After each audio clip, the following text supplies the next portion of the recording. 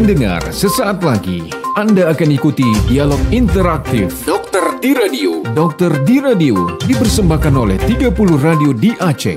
Kerjasama Komisi Penyiaran Indonesia Aceh, Ikatan Dokter Indonesia Wilayah Aceh, dan radio kesayangan Anda ini. Assalamualaikum warahmatullahi wabarakatuh. Pendengar di seluruh Aceh, di 30 radio yang sedang mendengarkan Dokter di Radio kerjasama ID Wilayah Aceh, juga Komisi Penyiaran Indonesia serta Aliansi Radio Aceh. Dan seperti biasa, untuk hari ini kita akan berbincang-bincang seputar perkembangan terkini dan pola penanganan COVID-19 di Aceh. Di sambungan telepon kita hari ini sudah hadir Dr. Isra Firmansyah, SPA, spesialis anak. Beliau adalah Ketua ID Kota Banda Aceh, sekaligus hadir sebagai tim medis penanganan COVID-19 di Aceh. Assalamualaikum Dr. Isra. Waalaikumsalam Pak Mira. Ya, dokter sehat dokter ya. Dan seluruh masyarakat, pemirsa radio dimanapun Anda berada. Ya, Alhamdulillah sehat Pak. Dokter, kalau kita melihat sekarang bagaimana ini perkembangan terakhir ya di saat sekarang yang dokter ketahui tentang COVID-19 di Aceh? Menurut pengamatan saya dalam beberapa minggu terakhir ini memang ada terjadi peningkatan kasus di Aceh, terutama juga di Banda Aceh. Hal ini terlihat dari data terakhir yaitu pada tanggal 4 hari ini itu jumlah ODP kita adalah sekitar 2.302 orang. Kemudian PDP itu 127 orang.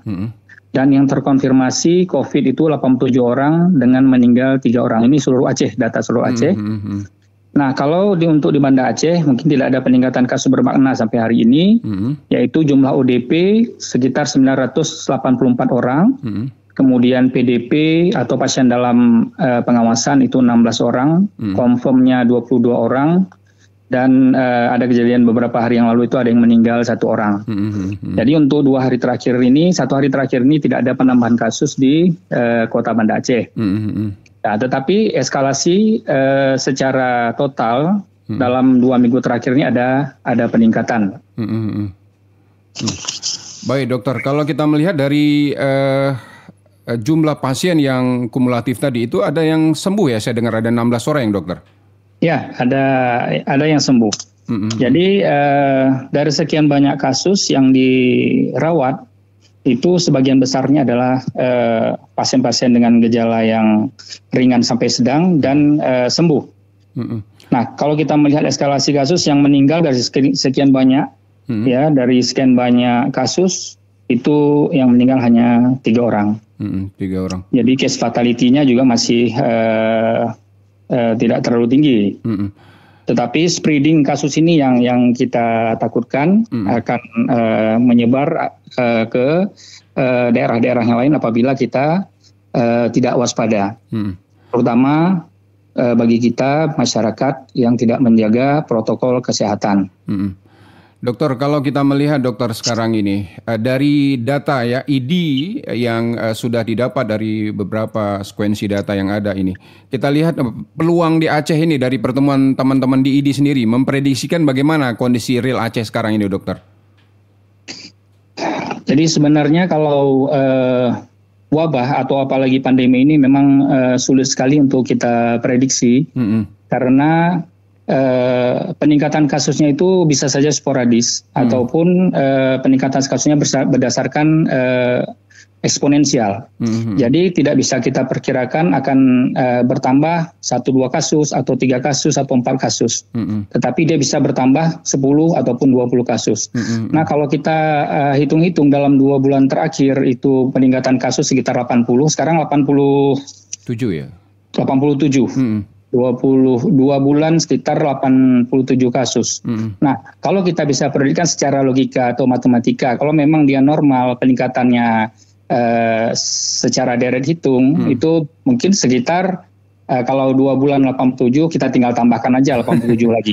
Jadi sekitar 270 lah gitu ya, lebih kurang. Ya, nah ini, tapi untuk kita ketahui kasus yang terkonfirm mungkin atau yang terperiksa, dan kita tidak tahu kasus-kasus yang di luar ini. Yang OTG, karena wabah atau pandemi ini kan dia bersifat seperti gunung es. Yang muncul di permukaan adalah sekian kasus, tapi sebenarnya mungkin di masyarakat ataupun di tempat-tempat yang memang ada risiko kasus ini akan tumbuh itu lebih besar. Jadi yang paling penting adalah kita tetap mengikuti himbauan pemerintah untuk tetap menjaga protokol kesehatan, sehingga kita bisa melindungi diri kita sendiri dan juga melindungi orang lain. Iya, dokter, sejauh dokter melayani pasien selama ini, dokter, yang langsung berinteraksi dengan penderita COVID-19 ini, bagaimana kondisi mereka di Zainal Abidin, dokter? Alhamdulillah selama saya rawat pasien-pasien di ruang, baik itu di ruang RICU maupun di ruang isolasi, pada dasarnya semuanya alhamdulillah dalam kondisi yang baik dan dalam penanganan yang baik, termasuk konsumsi, kemudian tambahan multivitamin dan obat-obatan diberikan kepada pasien-pasien tanpa terputus, dan itu terbukti dari banyaknya angka kesembuhan yang kita rawat selama ini. Nah, kemudian ada 3 kasus yang meninggal juga memang pada saat itu masuknya dalam memang kondisi yang sangat berat, yang membutuhkan bantuan alat pernafasan seperti ventilator. Jadi memang kasus yang meninggal 3 orang itu adalah memang kasus-kasus yang sangat berat. Dokter, tapi sebagian besar sembuh. Ya, dokter, sedikit menyangkut masalah ini, tanggal 13 Juli itu kan akan masuk sekolah ya, dokter ya. Ada rekomendasi khusus melalui Ikatan Dokter Indonesia terhadap untuk pesantren, sekolah, dan beberapa tempat-tempat pendidikan yang lain, dokter, untuk fase sekolah atau new normal baru, dokter? Ya, mengenai awal pendidikan itu kita kembalikan lagi kepada pemerintah, aturan daripada pemerintah. Kalau memang pemerintah sudah memperkirakan, sudah menganjurkan untuk dibukanya sekolah, kita tidak bisa membantah, tetapi ada beberapa hal yang harus kita pikirkan. Yang pertama adalah bagaimana protokol kesehatan itu dijalankan sebaik-baiknya oleh setiap institusi ataupun fasilitas pendidikan. Nah, yang bermasalah sekarang adalah penyakit ini kan kita belum tahu bisa melandai atau tidak kurvanya, karena kurvanya masih tetap tinggi khususnya di Kota Banda Aceh, juga mungkin di Aceh. Nah, jadi kalau memang kurvanya masih tinggi, artinya spreadingnya ataupun penyebaran luas kasus ini masih akan sangat memungkinkan. Oleh karena itu, terutama untuk anak-anak pendidikan usia dini, anak-anak TK, kemudian SD, SMA, bahkan itu mungkin pesantren, mungkin ya kalau kita sudah duduk beberapa kali di rapat di kota, itu masih menganjurkan untuk tidak dilaksanakan tatap muka, tetapi kuliah secara daring saja dulu sementara, seperti yang dianjurkan oleh Ikatan Dokter Anak Indonesia. Mungkin kita sudah pernah mendengar pada satu di ILC, Ketua PPIDAI itu juga menyarankan bahwasannya bahkan sampai Desember nanti baru ya, atau awal tahun depan baru bisa ya kita laksanakan.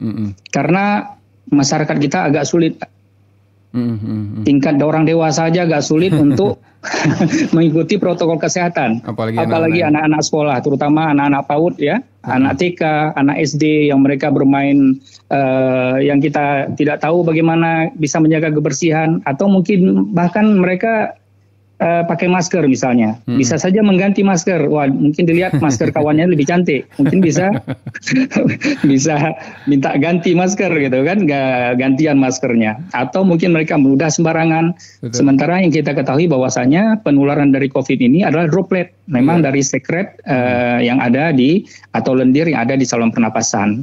Nah, itu apabila ada yang terinfeksi atau OTG dan dia tidak bergejala, tetapi dia mempunyai virus di dalam saluran pernapasannya. Kemudian dia meludah dan itu terkena oleh orang lain, oleh teman-teman yang lain, sehingga akan bisa menyebabkan meluasnya penularan COVID ini. Itu yang menjadi bahan pikiran kita bersama. Mungkin perlu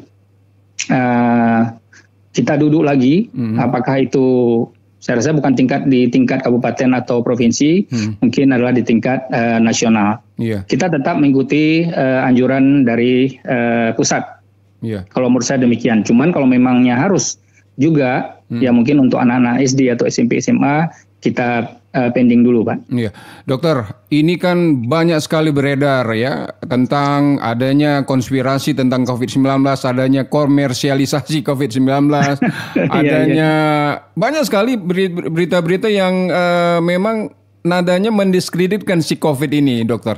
Nah, dokter, tolong dijelaskan, dokter, apakah benar isu-isu itu, dokter? Apakah ini memang ini jangan-jangan nanti konspirasinya negatif, positifnya jelas, dokter. Bagaimana dokter pandang ini? Ya, jadi yang namanya saja ini kan kita yang kita hadapi ini adalah makhluk yang tidak nampak, Pak. Ya, ada sesuatu yang tidak nampak. Jadi semua orang bisa mengeluarkan opininya masing-masing. Bisa mengeluarkan testimoninya, baik itu positif maupun itu negatif. Kenapa? Karena memang dia tidak tahu. Tapi kalau kita kenal dan dia nampak fisiknya, itu saya rasa agak sulit untuk dibuat konspirasi. Nah, jadi karena ini berhubungan dengan virus yang tidak kasat mata, timbullah hal-hal yang bisa meningkatkan semangat kita, ataupun bisa konspirasi yang mendiskreditkan fasilitas kesehatan. Tetapi yakinlah kepada kita semua, saya ingin sampaikan bahwasanya penyakit ini ada. Nah, itu dulu yang pertama. Virus corona ini ada. Dan kemudian penyakitnya ini juga ada. Dan kemudian penyebarannya juga ada. Ya. Dan bersifat fatal. Kita melihat angka kematian juga tidak hanya di Aceh, tidak hanya di Indonesia, dan tidak hanya di negara-negara tertentu, tapi hampir seluruh dunia. Begitu banyak yang meninggal di Amerika, di New York, di Italia, di Spanyol, bahkan juga di epicentrum yang pertama yaitu di Wuhan. Begitu banyak yang meninggal. Dan ini harus kita percaya, dan memang itu ada. Dan kemudian kita periksa juga. Misalnya kita juga tidak percaya bahwasanya virus corona ini ada. Dan itu kita periksa dengan menggunakan gold standarnya, yaitu dengan menggunakan real time ataupun reverse transkriptase PCR. Dan ini jelas. Dan terlihat memang ada virus corona ini. Nah, itu spesifiknya bisa mencapai 90% lebih. Ada yang mengatakan sampai 99% keakuratannya dengan metode PCR ini. Jadi memang ada virus ini. Nah, berkembangnya konspirasi ini karena apa? Awalnya mungkin saja kenapa penyakit ini terus ada sampai sekarang.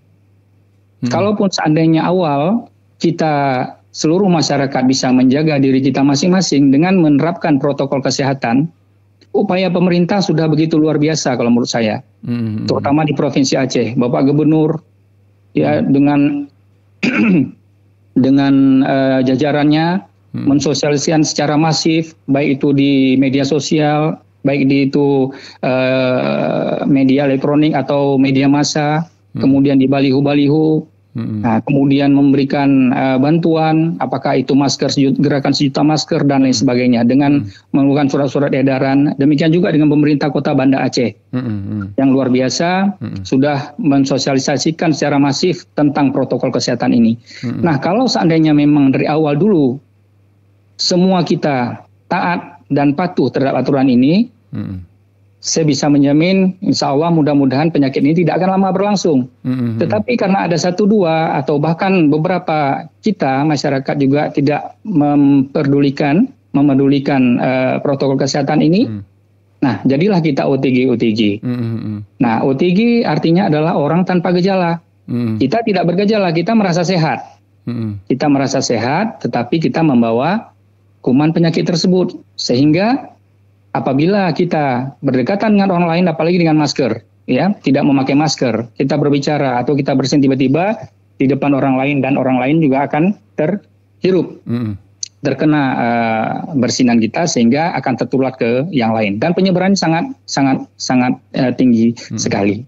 Nah, dan konspirasi bahwasanya tenaga kesehatan itu atau fasilitas kesehatan mendapat untung dari wabah ini, terus terang sampai saat ini saya sendiri pribadi mengalami, kami bekerja siang dan malam mulai dari awal wabah COVID sejak diumumkan oleh Bapak Presiden, kami bekerja sampai dengan hari ini, Pak. Alhamdulillah kita bekerja ikhlas untuk membantu masyarakat kita mengurangi angka kesakitan, bahkan juga angka kematian. Dan sampai saat ini memang perhatian pemerintah juga sangat luar biasa, termasuk dari pemerintah provinsi, pemerintah Kota Banda Aceh, memberikan support dan dukungan kepada kita dengan sangat baik sekali. Jadi kalau menurut saya konspirasi akan menguntungkan tenaga kesehatan itu adalah salah sama sekali, ya, tidak benar sama sekali. Ya, Dokter, kita tetap bekerja sesuai dengan protokol dan tidak ada tambahan apapun sampai dengan saat ini. Ya soalnya dokter ada sempat viral juga itu ada pasien dia menyampaikan statementnya pusit rupa aja lagi nyo belum pikir kiban COVID-19. Nah itu bagaimana dokter menjelaskan? Nah itulah masalahnya Pak, karena kita tidak tahu penyakit ini kan tidak nampak dia. Ya, maka betul. Orang bisa saja berasumsi macam-macam. Nah kalau seandainya mereka memang bisa seperti itu harus dibuktikan. Kita bisa berdiskusi secara tatap muka langsung dan mereka juga demikian. Kita bisa akan membiarkan fakta-faktanya bahwasanya tidak ada sama sekali unsur-unsur mengambil keuntungan dari pemerintah ataupun dari fasilitas kesehatan demi COVID, tetap menetapnya wabah COVID ini. Iya. Karena walau bagaimanapun juga namanya penyakit tidak ada satu orang pun yang ingin kita itu sakit, Pak. Betul. Tidak ada satu orang pun ingin sakit walaupun sekecil apapun untuk dirawat di rumah sakit.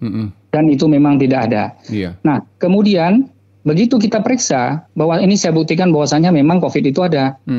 Nah, kalau hanya untuk rapid test saja, mungkin saja bisa positif atau negatif, terutama yang rapid test yang menggunakan serum, serologis yaitu imunoglobulin M dan IgG. Karena itu bisa saja cross reaksi dengan yang lainnya. Nah, tetapi bila ada positif, maka akan dilanjutkan dengan pemeriksaan real time PCR, RT-PCR yang kita kenal selama ini.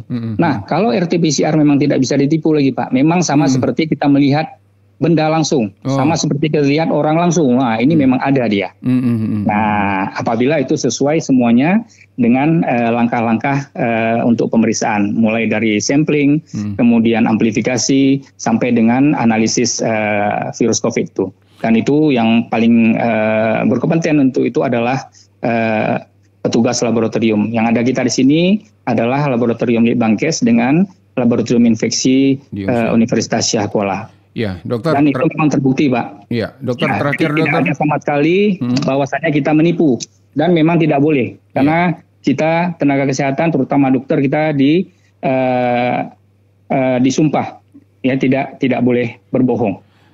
Sekarang dokter agama kita Islam, Pak, tidak boleh betul. Kita berbohong, ya. Kondisi APD sekarang bagaimana, dokter? Di Banda Aceh dan juga Aceh yang dokter alami. Alhamdulillah, Pak. Alhamdulillah sejak awal ini dari ID Banda Aceh, sejak awal ditetapkan wabah COVID ini non bencana oleh Bapak Presiden, kami ID Kota Banda Aceh di bulan Maret, di akhir Februari atau di awal Maret kita sudah memulai membuat satgas ID Kota yang yang diketuai oleh Dr. Tenanta Aulia, spesialis ortopedi, Kaspain. Iya. Nah, jadi kita sudah mulai membuat satgas dengan membagi tugas. Iya. Nah, kemudian kita salah satunya adalah membuka cabang donasi, karena pada saat itu kita memikirkan bahwasanya apabila ada suatu wabah, itu tentu akan dibutuhkan apakah itu dalam bentuk barang atau benda. Nah, terutama pada COVID ini kita memikirkan adalah pentingnya sekali APD, alat pelindung diri, terutama bagi nakes. Pada saat itu kita melayangkan donasi dari ID Kota Banda Aceh itu hanya untuk internal. Jadi tujuannya adalah untuk menolong diri kita sendiri juga, Pak, karena saya kebetulan juga dokter dan akan bertugas di ruang COVID. Nah, jadi kita buat donasi internal, tetapi lambat laun, alhamdulillah, apresiasi juga untuk seluruh masyarakat yang begitu banyak berpartisipasi untuk menyumbang. Kami tidak banyak meminta dana, tetapi lebih mengkhususkan permintaan untuk APD. Nah, itu alhamdulillah banyak sekali dapat bantuan pada saat itu, baik dari institusi maupun dari orang pribadi.